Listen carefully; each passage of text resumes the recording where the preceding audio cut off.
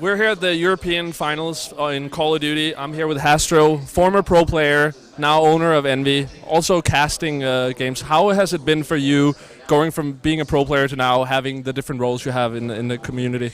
I think it's just a natural progression for me. I think, I'm still really passionate about Call of Duty esports and always will be, I think. So, I always have to look for something to do after you play, and I think I've just made a good fit doing what I do now, and just having a really good time with it, being able to travel around the world. Obviously being here in London is an amazing experience always, and for me, just making that transition has just made the most sense. Do you ever miss still being up there in the booths and fighting for the big prize? All the time, man.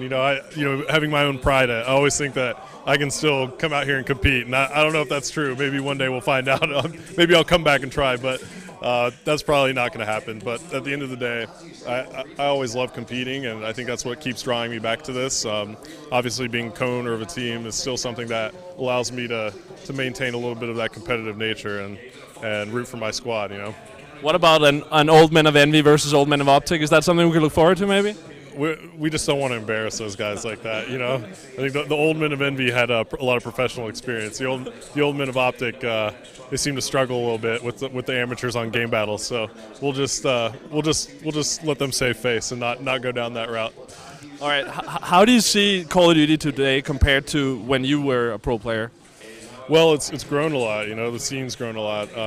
There are a lot more eyes, I think, on the scene, and a lot of people, for example, like Optic, a lot of teams like that have actually helped produce a lot of awareness for the scene, and I think a lot more people out there pay attention to it now as opposed to back then. But the early guys that were competing definitely laid that groundwork, for the players now, and some of the guys are still around actually that used to play with me back in the day. There are only a couple left, but I think that groundwork was just instrumental in pushing it to where it is today, and it shows signs of being a major sport eventually. And right now, I mean, me being in London here with the crowd and with this amazing stage in the background, it's evidence, that we're moving in the right direction and that there are a lot more people watching. So I think that's the biggest difference, is just the crowds and how many people are actually paying attention to it now as opposed to then. Because for me, like especially over maybe the last year, is where it's really seemed to have exploded. Do you see that growth continue that way, and how far away do you see before it actually is going to get recognized like a proper sport?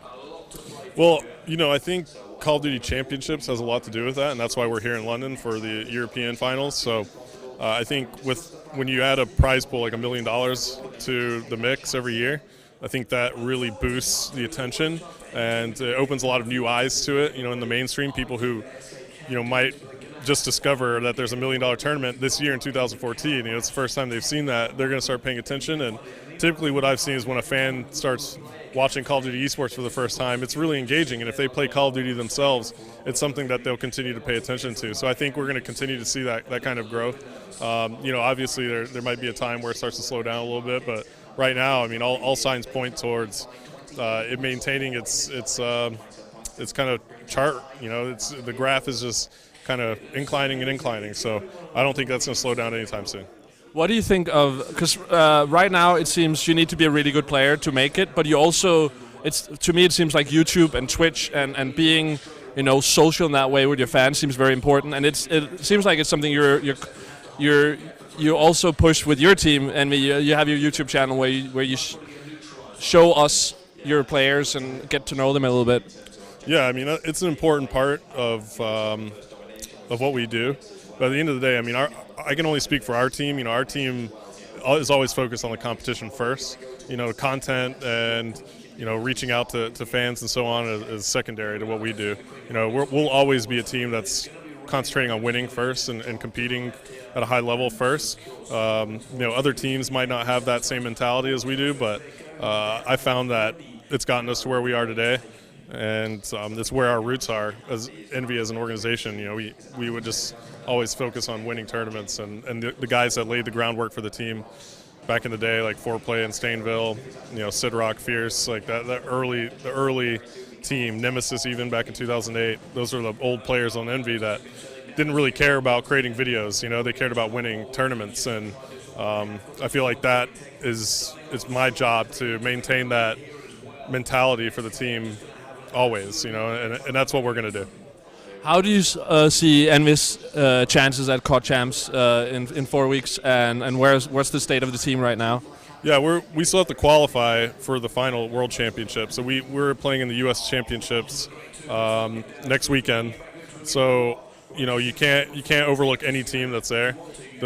In my opinion, the 16 teams that are there at that U.S. Championship are probably the best 16 teams in North America. And in my opinion, I think a good chunk of those teams are the best teams in the world. There are maybe a couple of European teams that can compete.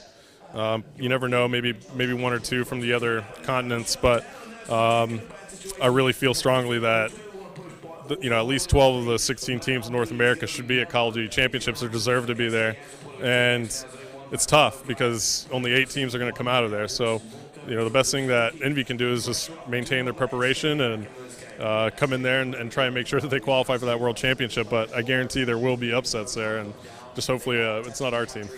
What do you think of the way it's worked this year with the online qualification first to go to the LAN tournament next week? And I think it was best of 3 only, single elimination. Is it? My humble opinion is maybe that there's a bigger chance of an upset there, and I think that's something that's one of the things that maybe we need in the Call of Duty esports for it to really get the recognition that it needs. Yeah, I mean, I'd like to see some stabilization of the qualification process a little bit. I don't think that there's any question in anybody's mind right now that we could have done a better job to ensure, a more stable qualification process, something where we know the best teams are going to come through. At the end of the day, I felt like it still worked, in this scenario right now, the way the U.S. Championships worked out. And to be quite honest, we saw the 16 best teams come through, and they actually made it. But at the same time, it was a minefield, and I know there were a lot of really nervous players, and the pressure was just so immense. So in one way, it's good. We get to create those storylines where it's do or die. Either you show up or you don't, and if you don't, you're out. So I like that aspect of it, but at the same time, these guys work so hard and are training so hard, and for a fluke match to happen and it'll totally eliminate them from contention is just it'd be unbelievable. So I think I'd like to see more matches used in the qualification process to ensure that teams don't just get caught on a bad day. All right, and for people out there, I'm with a normal video game website, I would say it. If some of our viewers and readers now is getting the interest in Call of Duty esports, what would you recommend them to get more info, and how should they start looking at becoming a pro player if that's something they're interested in? Sure, and pay attention to the pro player streams. Follow a lot of the media sites on Twitter and the professional players on Twitter, and I think that's a really good way to get into the scene and start learning from them. But definitely watch the professional players stream. I mean, if you're an aspiring competitive player and you really want to get into the scene and try and make a name in the sport, then pay attention to the guys who are successful doing it. I think that's just the best thing that you can do to start off. All right, thank you very much for your time, and good luck with. Yeah, appreciate it. Thanks. Appreciate it.